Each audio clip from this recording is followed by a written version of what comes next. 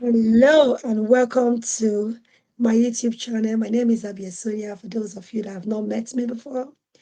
And on this series, which is My Diaspora Journey, we bring guests in the diaspora to talk about different aspects of their life. And at the end of it, you will learn some valuable lessons in one way or the other. So if you are new to the UK, then you'll be able to know what to do. And I hope that all of these lessons you'll be able to apply it to your life. So today I've got with me a very, very important guest. I'm always excited about my guests. I've got Pastor Mrs. Kemi Akinfisoye. I hope I pronounced your name right, ma. Absolutely, yes. I'm super duper excited to have you on, ma. Thank you very much for your time and for honoring my invitation. You're So I'm welcome. going to yield the mic to you to introduce yourself to us today. God bless you, ABS. I'm really pleased Amen. here. Thank you for inviting me. And I do hope that my words, the little things I speak, will have an impact today. My name, for those of you watching, is Kemi Akinfisoye. I am married with children, two young men who are very lovely, who I am blessed to call my sons. Um, I'm a social worker by profession. And I also co-pastor a church with my husband. It's one of the RCCG parishes in Dunstable that I co-pastor with my husband. I enjoy reading a lot. I enjoy reading because what it does for me is it broadens my perspective on different things, diverse things. So I read a lot, very vast. And I love sewing clothes in my spare time. Yes, thank you so much, Ma. That was what endeared me to you the first time I met you. When you talking about this story, and I was like, wow, she is so blessed with so many talents, and she's just excelling in all of them. Thank you very, very much, Ma, for that wonderful introduction.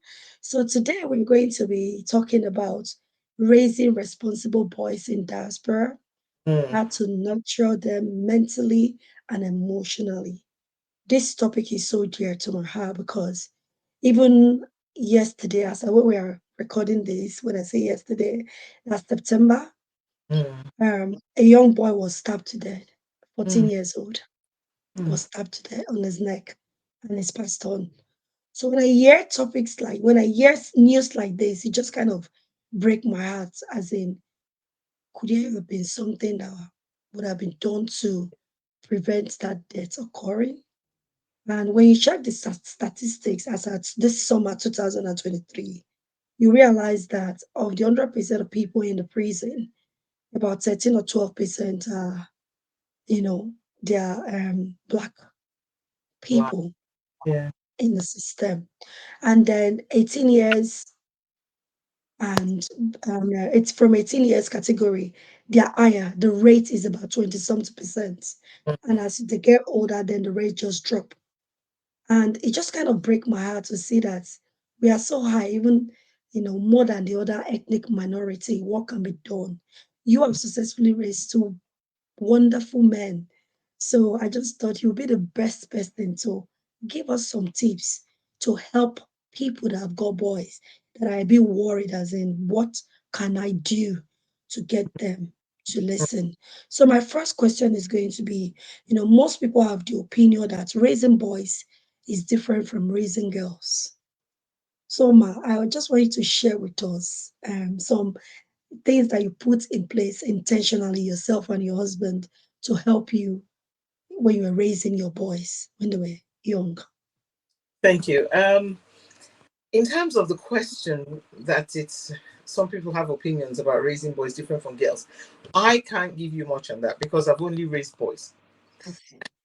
So I don't have the experience of raising girls to be able to compare, but I certainly have to have maybe a boy and a girl or two boys and two girls or something, and they find the experience different. So I'm going to focus on raising boys because that's what I have been able to do by the grace of God.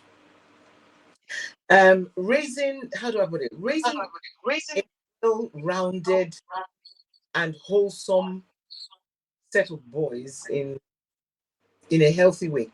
in the diaspora, it involves definitely nurturing, a lot of nurturing their character. And you had said it somewhere along when you were speaking just now about the intentionality of bringing up our children. Now we have to be intentional. I was a very intentional mother. I was a very intentional mother. I don't know how that happened, but it happened. Plus the fact that I am a Christian, I was very intentional. I think when I had my boys, I had them both in Nigeria. So they weren't born here, but they came here when they were very young. And when they came here, I had heard all sorts of stories. And so I had really made up my mind that my boys were going to excel. And with the help of God, um, that with my husband. So, just a few tips I can give people who are raising boys in particular. And I say this in church, I say it everywhere.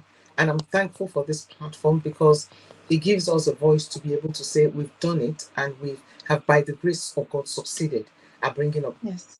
the young men. My young men are now 27 and 24, and they are working and they are doing their own things and they are very well rounded in their emotional health and in their mental health. It doesn't mean that there haven't been bumps along the way. Certainly, there has been bumps, but they have been raised well.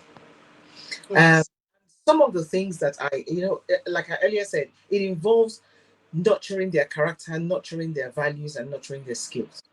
You as a mother, and you probably as a father, will know your child best. I certainly do hope that people know their child best. Things I did that my husband and I will just put them in bullet points and tell you. So what we did was we encouraged emotional expression. Uh, and what do I mean by that? We had to teach them to identify and to express their emotions in a healthy way. You know, there's certain ways that you can express your emotions that are not healthy. Anger, those Yes. kind of things, those are expression of emotions. But because we were teaching them intentionally, we were also leading by example. So my husband and I will not do things like fight. Even if we wanted to quarrel, we'll take it into our bedroom. We will not do it in their presence. For many years, we didn't do that intentionally. Because whatever your children see you do, that's what they tend to. Yes. You are the first. Yes. You understand what I mean? You're the first point. Once they see you do it, they think, oh, it's okay. Once they see you do it, they think that's the norm because that's what's Yes. happening in the home. So we were intentional about how we quarreled, for instance. We were intentional about how we spoke to each other. We were intentional about loving each other so that we could show the boys the good example. Now, does it mean my husband and I didn't have our own issues? No, we did. But we take it away, we take it private because we always said to ourselves, we are the adults, they are the children. And there's a way that Mhm. you instruct children to follow on from your lead as you grow. Another thing we did was we fostered open communication within the home. We always said to our children, nothing you do outside there can be bad enough that you cannot come and tell us. Mm. Ensured that we also led in that area. So if Yeah. I did something that wasn't too right, we'll sit down as a family and talk about it. My children felt that thing you did, mom, wasn't great. I encouraged us to talk. We'll talk Yeah. about it, trash it out. So I was never one to what do you call it? Put them down. I said, no, no, no, no, no, Yeah. you can't. I'm the adult, you're the child, don't talk. No. Um, within the boundaries that we had created for these children, we ensured that they could have an open communication with us, their parents. Because what happens is when something then happens, your children, if they can't come to you, who do they go to? They go to somebody who teach them the wrong thing outside. Yes. You know? So we really were intentional about having that communication. We encourage curiosity. One of my sons is very curious, very curious. So we never shut him down. We never said, why are you asking that question? There was a lot of whys. Why do you do this, mom? Why do why? We, as much as we can, there were some whys that you say, you know what, that's not for you to know. But most times we answer the questions in the way that they would understand. Yes. Their age, we would answer the questions. We wouldn't shut them down just like that. Mm. So we were able to raise both question, Yes. very healthy way, not in a rude way. Does am I making sense? So the question Well, healthy way. So we did all of that. We I remember teaching them how to empathize with people, how to have compassion on people. I remember us watching things like God TV, and where they would show young people in Africa who were suffering, who couldn't, who didn't have good water, for instance, and we would encourage them to give. So we started to give to Compassion UK. We started to, I mean, we we showed them how to give by doing it first, and then they did to raise a child who doesn't have like they do. So these are values within a family that you can promote. You can promote independence and responsibility by making sure that your children. Now, my children, because they're boys, generally, what people say, what I grew up understanding was that the men, they don't really do anything in the house. It's the women that do those things. Da, da, da, da, da. Not with Yes. us. I had a mother-in-law who raised her son well. My husband. She made sure that they knew how to cook, all of them, all the boys in the house. Yeah. I followed suit. So I had role models that I could also look at, take the good stuff from. So I made sure that my boys know how to cook. Up till today, my boys cook Mm. well. Don't leave them and do it all. Some of the nitty gritty things that I taught them was, sometimes when you get into the kitchen, you think, oh, these boys are 7 and 8 or 9. They're not going to be able to clean up as fast as you want. I didn't care. I would leave it, clean it as slow as they like, as long as it's done. Yeah. Followed. So because you follow so and you help them, you teach them how to do things for themselves. You teach them, Absolutely. you teach them responsibility. Mm. Otherwise, what will happen is they will grow up, become men, and expect their wives to do the work. Mm. Yes. They now expect their wives to do it because this is the same wife that would have gone to work and come back as you. So I have taught them how to be responsible for themselves. My husband has taught them how to be responsible men. And intentionally, we did that. We led by example, like I had said before, in many ways. We have been intentional about being positive role models. To, Yes. so we exhibit the values and the behaviors that we want to see, make sure Yes. the values, the behaviors we want to see, we instill it in them. You talk to people gently. You don't talk to people rudely.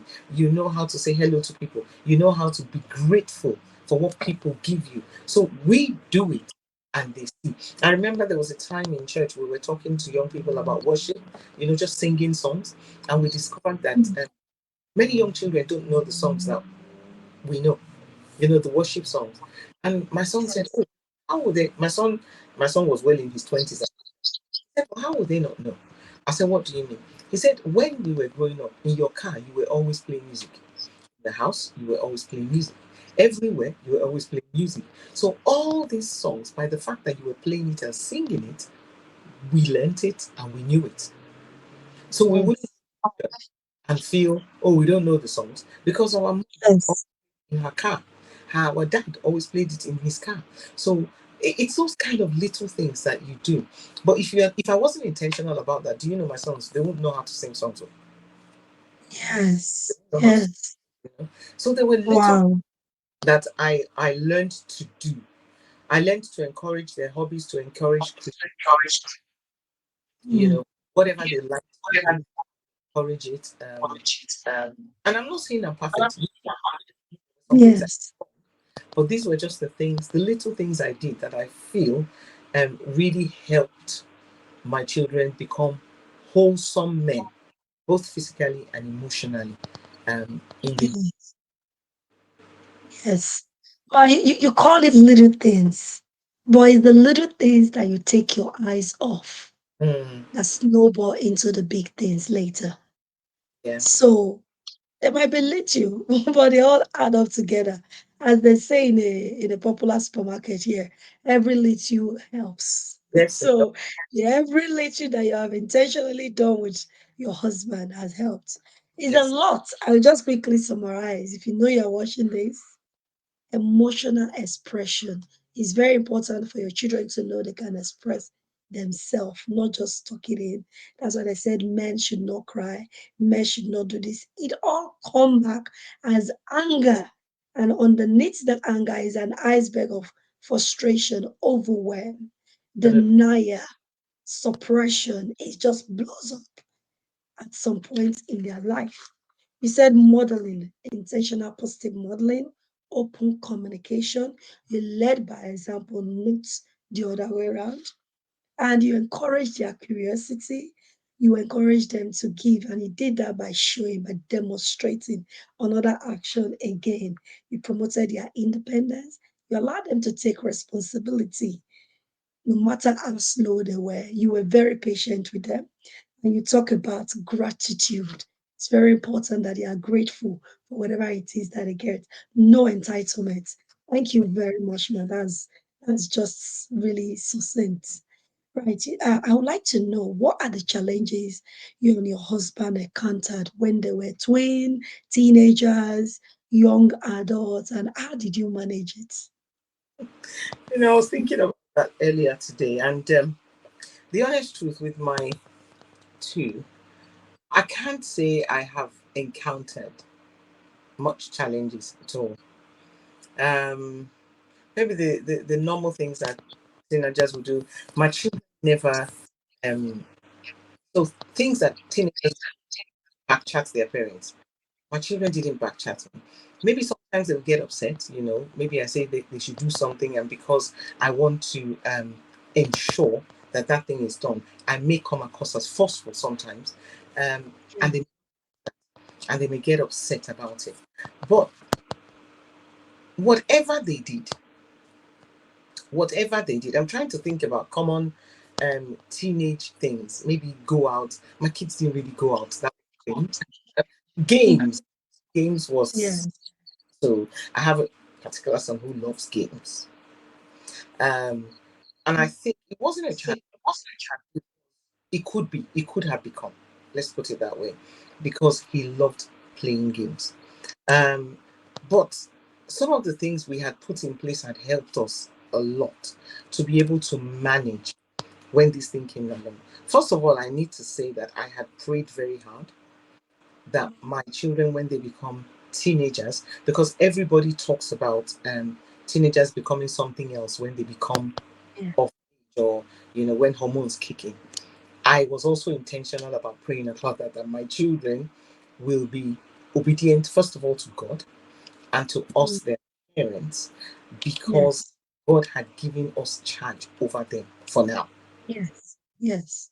So we had really, my husband and I prayed that prayer so much. One of the prayers we would say was, they would be the righteous peer pressure. I can never forget that prayer. They will be the righteous peer pressure. And so when peer pressure came, because of the intentionalities of how we brought them up, it was easier to manage for us.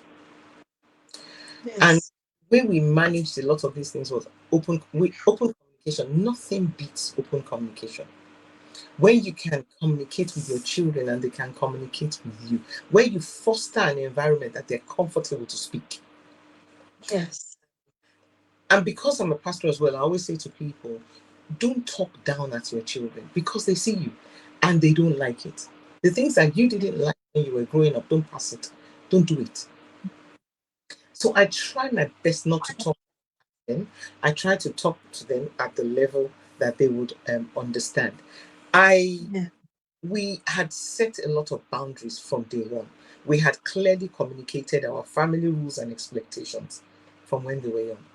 So if I'm trying to think of an example, if they wanted to go out, they would have to let us know where they're going.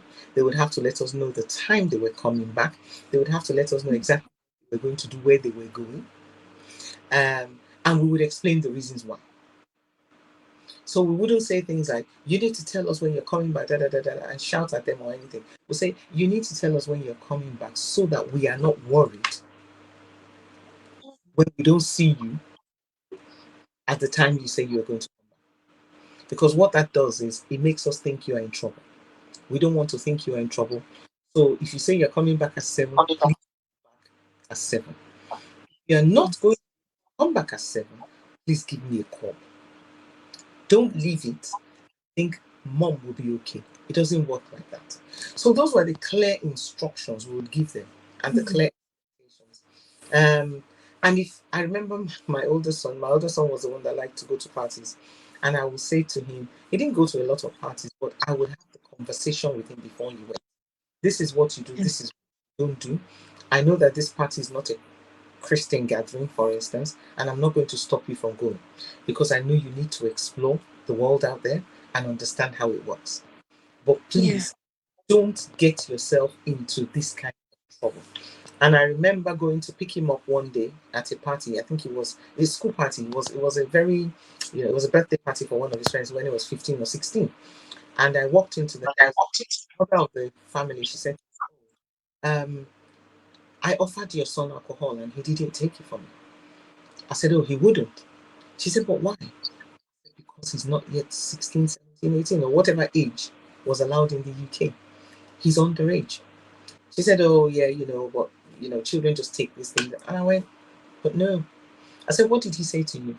She said, oh, he told me, can you give me a Coca Cola, please? That's what I'm allowed.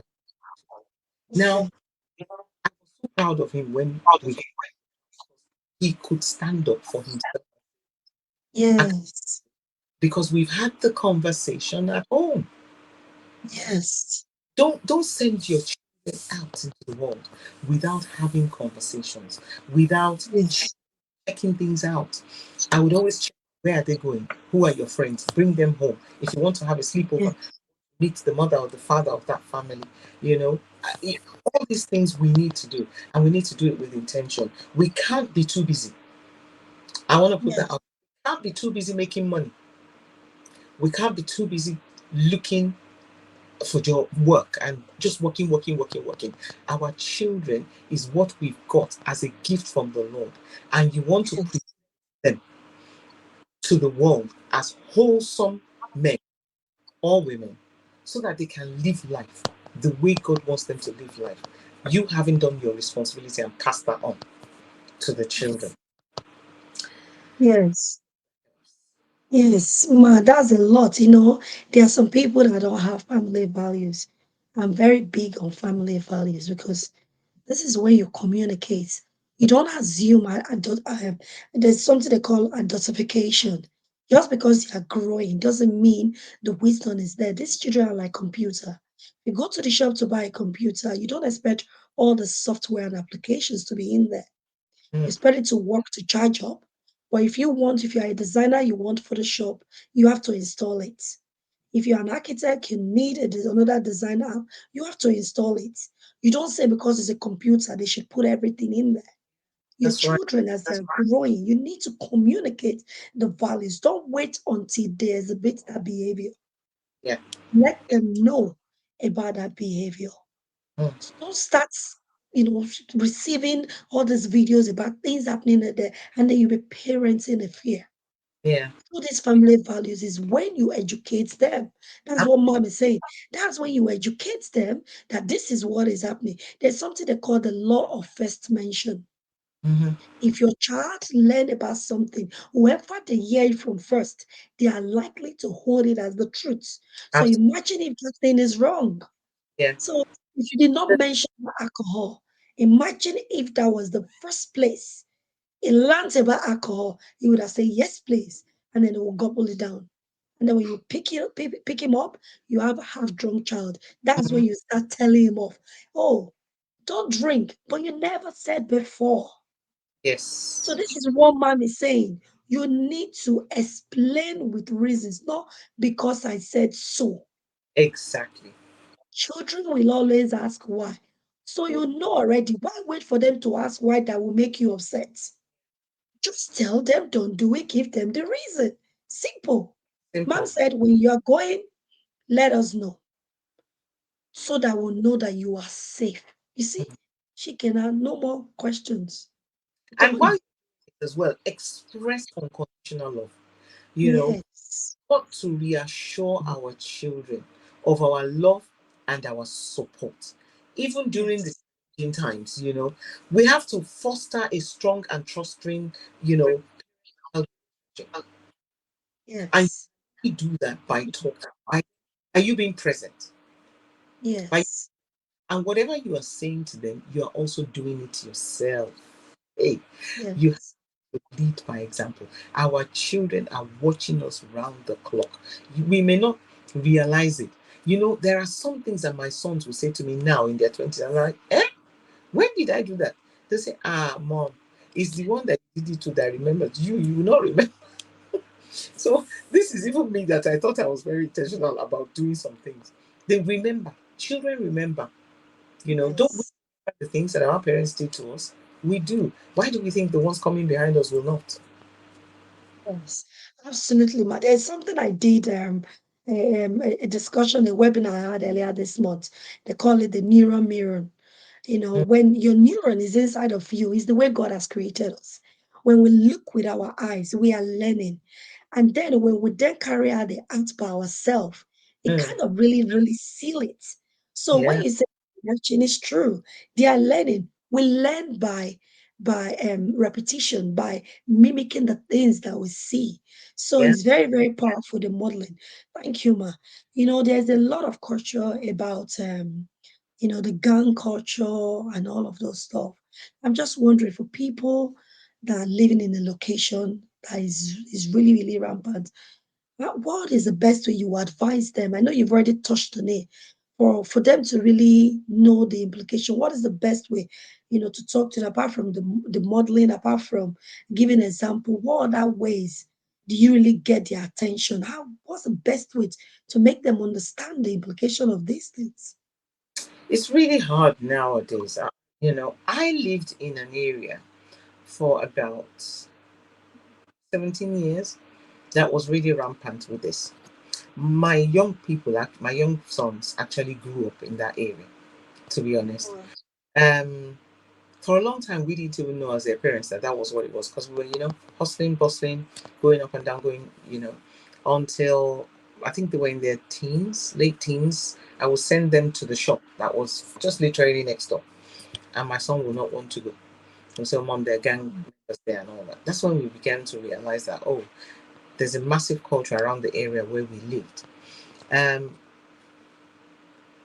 what we can do, what I did, my husband did, was number one, we constantly prayed for our sons. Constantly. People must understand that prayer is key and God hears Yes. and He answers our prayers. The second, Yes. like I'd said before, we are big on conversations in our house. We, there's, I mean, just talk, talk, talk. I always say to parents, don't be afraid to ask your children questions. Yes. Be afraid to talk to your children. At the end of the day, they are your children.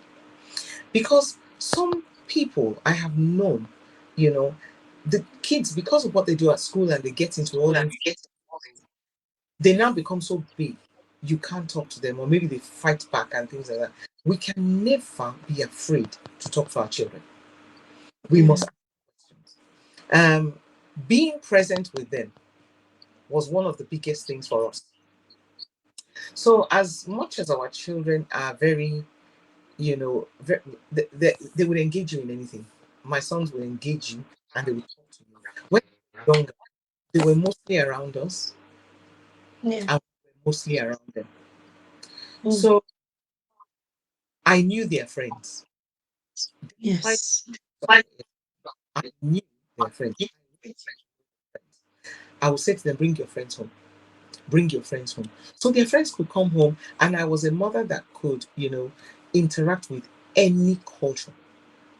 They had Yeah. friends, diverse cultures. And I would interact with them. I would make them, joke with them, find out little bits about them. I would talk to them. And my young people, my sons, till tomorrow, would bring their friends home.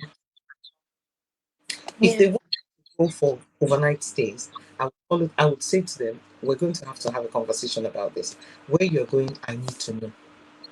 I need to Yeah. know.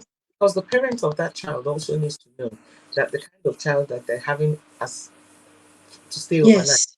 is a good child, isn't it? So we need to have those interactions. So in terms of gangs and all of that, I never stopped talking, and because of the my profession as well, I understood it well. So I would talk about it at home. I would talk about it in church. I have a platform in church where I could talk about these things and just help them. One thing I want to also say to parents here is stay ahead of the game. I always say to people, always be one step ahead. You must know what currently entails, Yes. you know. So a simple example is games, playing of games. Know the names of the games your children are playing. I always say to parents, I remember there was a game one time, I think it was called Fortnite. I had to say to the young people, I had to know what that game was for me to be able to talk to them about it. Now, a lot of us don't know what games our children play. When my children were buying games, we were the ones buying the games. I would buy them football games, buy them, um, what do you call it, car racing games, you know, Yeah. games that didn't involve shooting or killing, because those were not the values I promoted. Yes. Games that didn't involve gang culture. That's not the game. That's not Yes. the thing. So I knew the games that I was buying for them, and up till today, I kid you not, my young men, if they're playing their games, is football. If I go Yeah. to their room today and I look at what they're doing, it's football. They may be playing with their friend. They may be playing with their friends online. But we've had conversations about online cyberbullying. I'd had so many conversations with these boys. How to recognize cyberbullying, if people are threatening you online, how to shut down people who are predators. We'd had the conversations.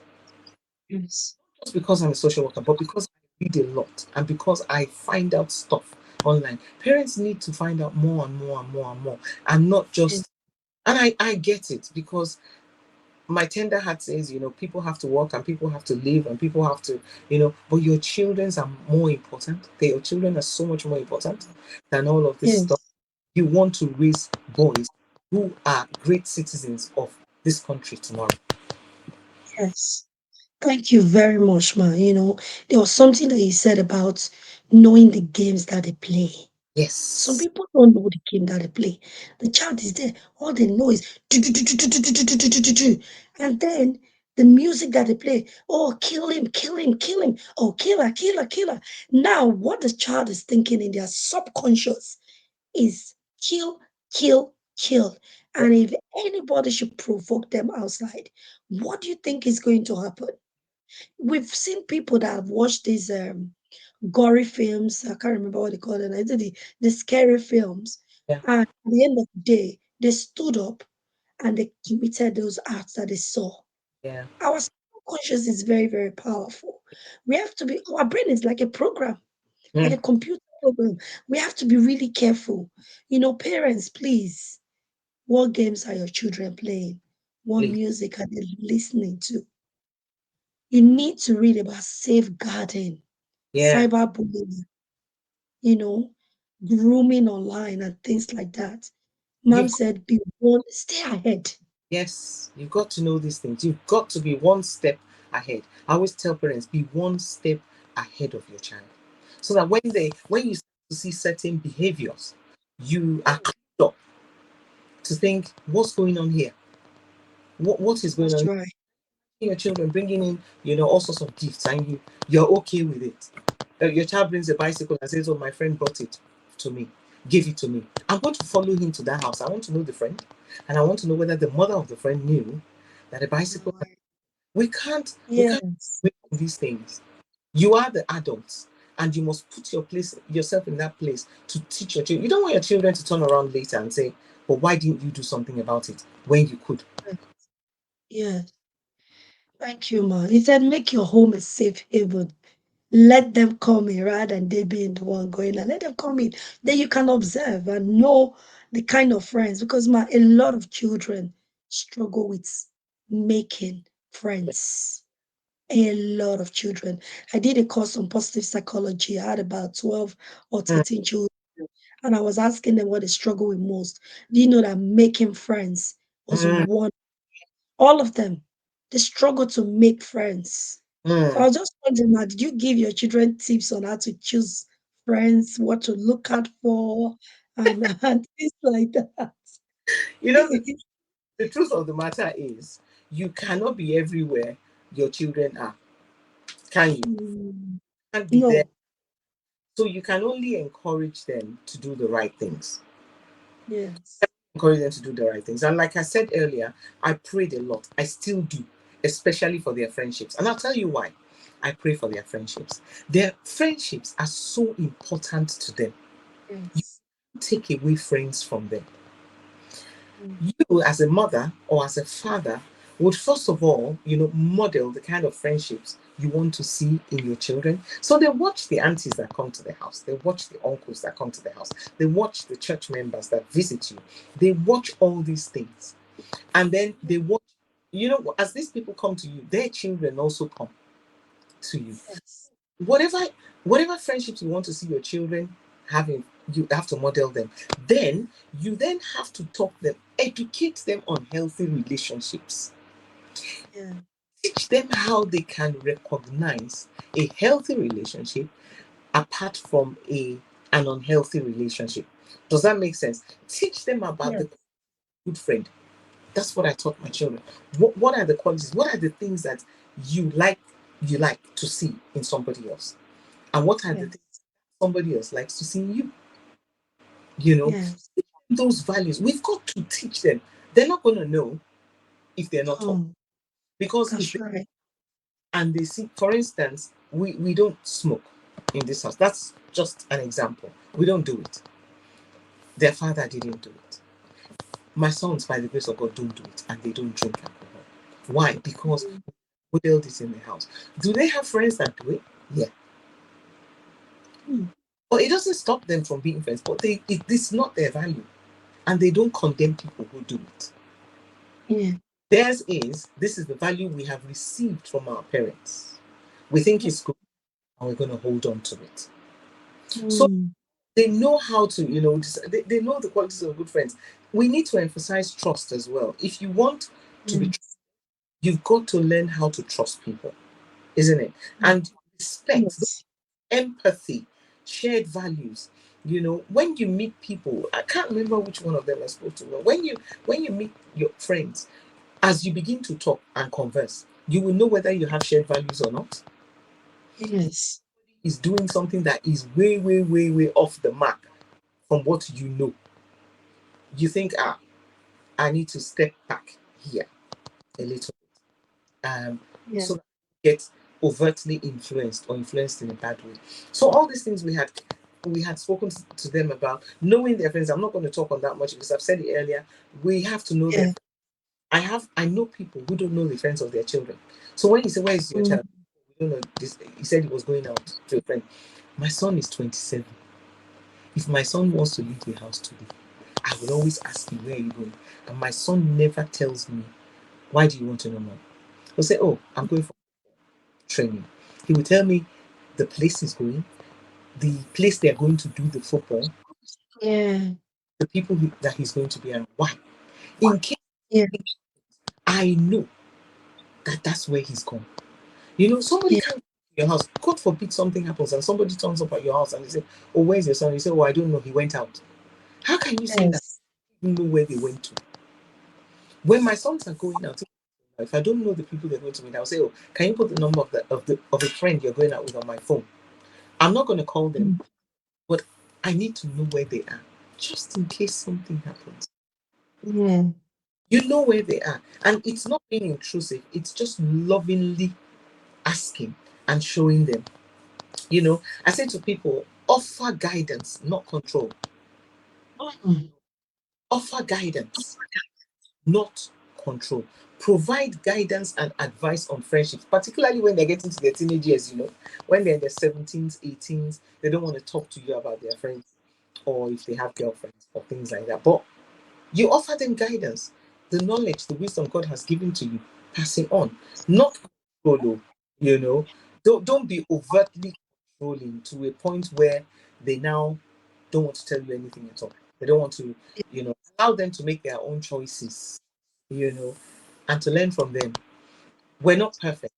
Our children will make mistakes, but allow them to make mistakes and learn. When they make those mistakes, they can come back to you. If you remember when I said at the beginning the open communication.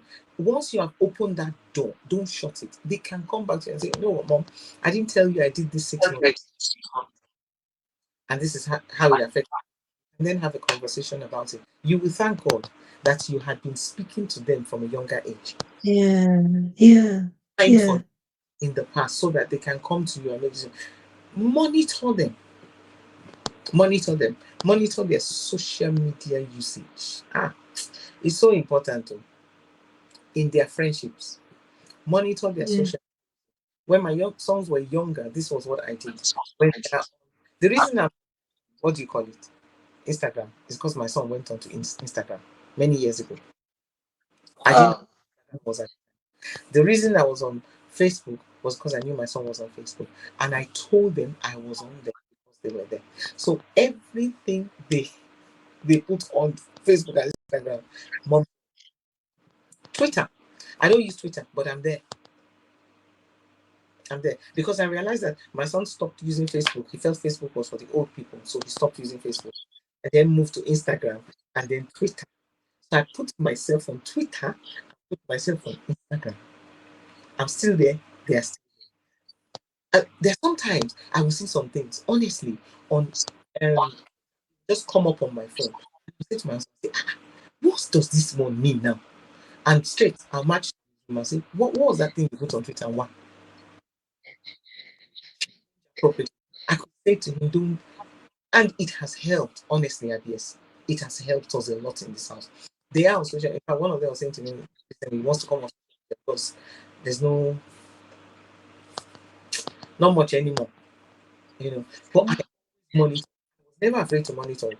I always, always, always monitor because you don't know the kind of friends they're making online. You yeah. know friends, and you want to be aware of what they are doing Yeah. because online is a world of its own. These kids Yeah. can in their room, not come out, and do what they Yeah. want. And if you talk, even with my monitoring, there were still some things that I couldn't, Now I think at the back of their minds, they knew, mom is there, mom is online there. Let's not, it stopped them from doing some things that they probably would have. Yeah. Because, Yes. and they knew I was online. I never. And then we need to stay involved in their lives. In all of this, stay involved. Know what they're doing part time. Mm. Know what they're doing part time. And Yes. besides knowing their friends. Yes. Thank you very much, ma. You see that open relationship that you have with them, that's why they did not go and create fake accounts. Because I have no children, their mother know one account, and they have another fake account that they are using to do what they're not supposed to do. So at least with you The open relationship. questions: are you using fake accounts? Because I hear your friends using fake accounts now. If you don't tell me, I will find out. And they would always say those things. They would always say, "Oh, you can't get away from my mom. She will find out. Somehow I will find out." Yes, yes, ma. Okay, ma. You know when it comes to sex education, some parents they find it a little bit weird. And they might even find able to talk to girls about sex education is difficult. Now talking to boys about sex education, they find it really difficult. So I'm just wondering how you were able to pass on that message to your children, educate them about, romantic relationships, sex education, the implication, and things like that. I I I don't know. Maybe it's my personality. I'm never afraid to do anything. So I know, ma. maybe that's my personality. Never afraid to do anything. And because I guess for parents who are afraid to do it, they really need to look inwards and check if they've had such. You can't just come one day and say, I'm going to talk about sex.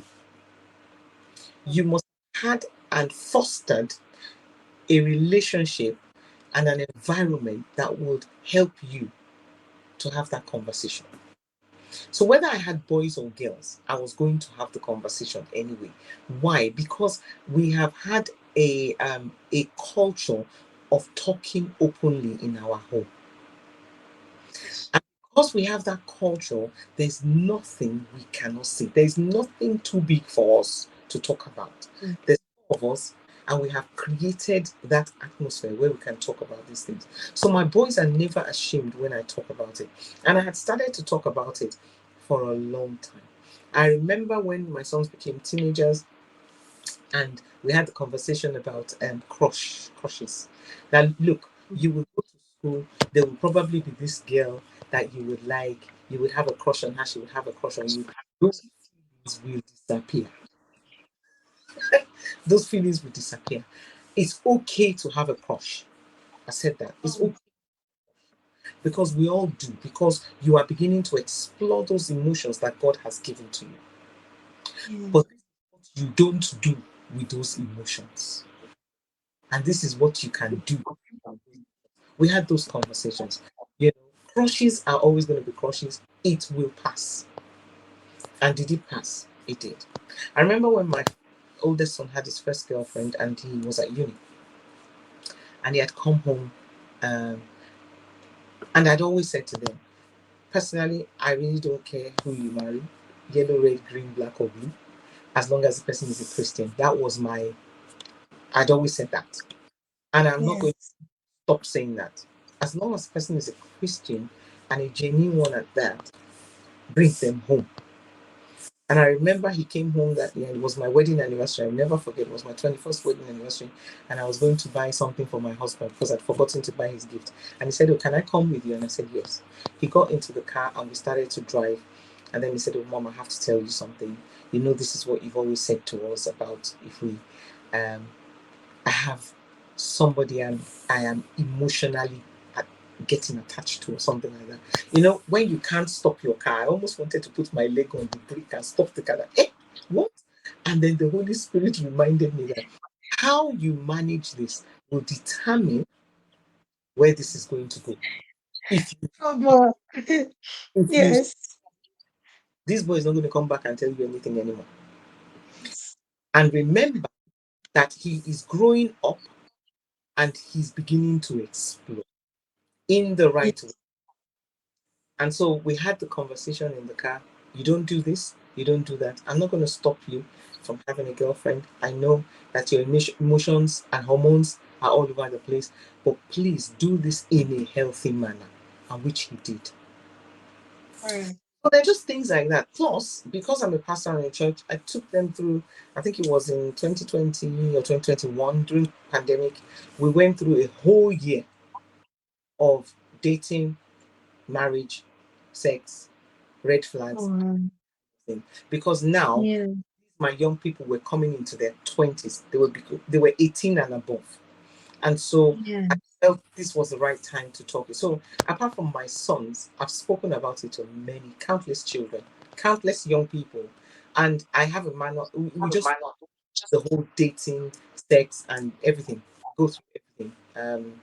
So it wasn't really Yes. difficult for us. I know my husband also had those conversations with his sons because he's a man. Yeah. So at different times we'll come together, we'll talk about these things, and randomly I'll just ask, "Do you have a girlfriend?" And my younger son will say, "Mom, you're always asking these questions. If I do, you will be the first to know. I promise you." But you have to ask these questions. I'm never afraid to ask these questions. Oh. I always ask these questions because if you don't, you will never know. Yes. So Yes. Ma, this one just dropped in my spirit. I need to work with you to create this curriculum. We need to create a curriculum, ma, because these things. This is I don't know. This what you're just telling us, ma, is a masterpiece. mm, Is a masterpiece. It came to you easy. But ma, your children are 27, 24. We need this manual. I don't know if you've documented it somehow, oh but yes, oh, yes, I need to come and sit with you. So we're going to create this curriculum together. And nice. then we are going to then, people need to know there's a time to teach your children how to cook. There's a time to teach your children, to contribute to the house chores. There's a time how to talk to boys about sex, how to talk to girls about sex, how to talk to them about their body changing. As the girls are going through their period, the boys are also going through their boys breaking their own body changes. I don't have a boy, so I don't know the changes that boys go through. But I'm just saying these are the things that people struggle with. And to be honest, if they don't know what to do with these changes, it can be so frustrating. One thing also is tell them your own stories Mhm. appropriately. Tell them your stories.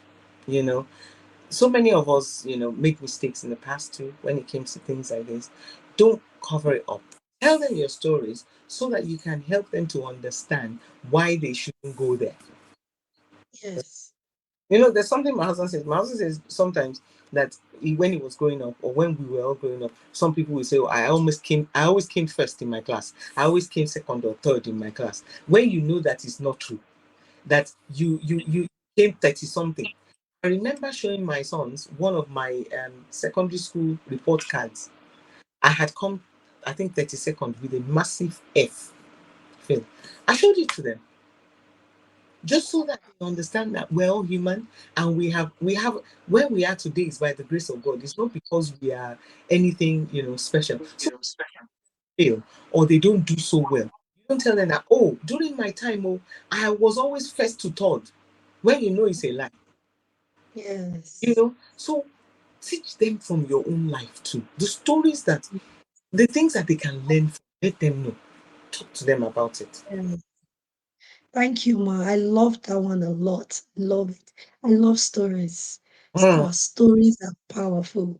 And you have to tell your story. There are so many lessons in there. Tell them your story, parents.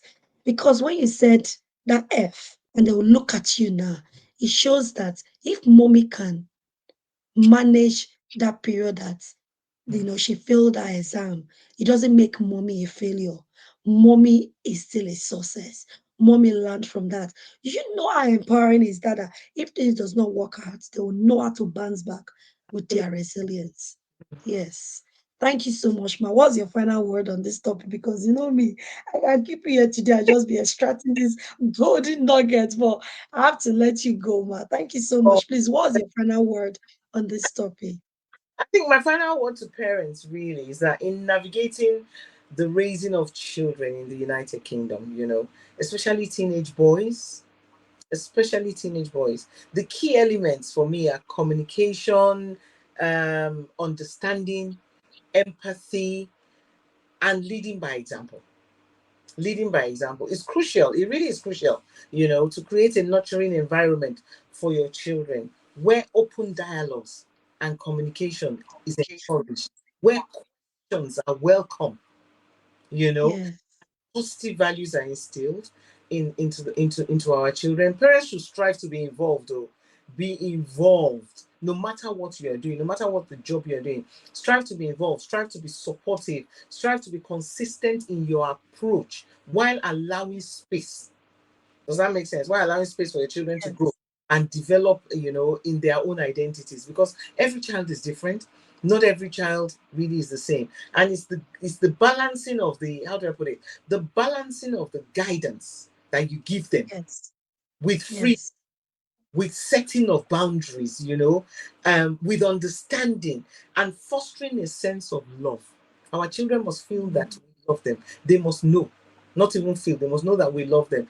Fostering a sense of respect. They are fundamental. These things are really fundamental to raising well rounded and wholesome individuals that you want to see grow up. Remember that no one size fits all. Oh. That's not what we're yes. saying here, Abby. That no one size Smart. fits all. Parenting is a journey. It's a journey filled with learning and adapting. You have to adapt. When you adapt with one child, you adapt with the other child. Stay informed. Always stay informed. Stay on top of your game. Be patient with your children. Cherish the precious moments because you're not going to get them back. Cherish Yes, precious moments, while they're growing up. Just cherish. Just cherish those moments. And your children will sure, I can assure you, they will grow up into responsible, caring members mm, of society. They will, mm, by the grace. mm, Thank you so, so much, ma. I love and celebrate you, Thank you. for everything, for always showing up. Thank you so much, ma, for all you are doing as well in the Well, community. Thank you. And so, everyone, we're not saying she parent from a place of fear, like Mama said. Demonstrate your love. Parent from a place of love. And if you know you've enjoyed this, share with as much people that you know so that they can learn from it. So many nuggets that you can unpack from this episode. So please share and reshare. And if you've not subscribed to my channel, what are you waiting for? Click on that button and subscribe. And also, you'll get notification when I do these webinars for you to get more information. Remember, everything you've learned here today, if you do not adapt it to suit you and apply it in your life, is just a wasted knowledge. Knowledge is not power, it's applied knowledge that is absolute power. So thank you so much for watching this episode, and thank you and have a lovely day.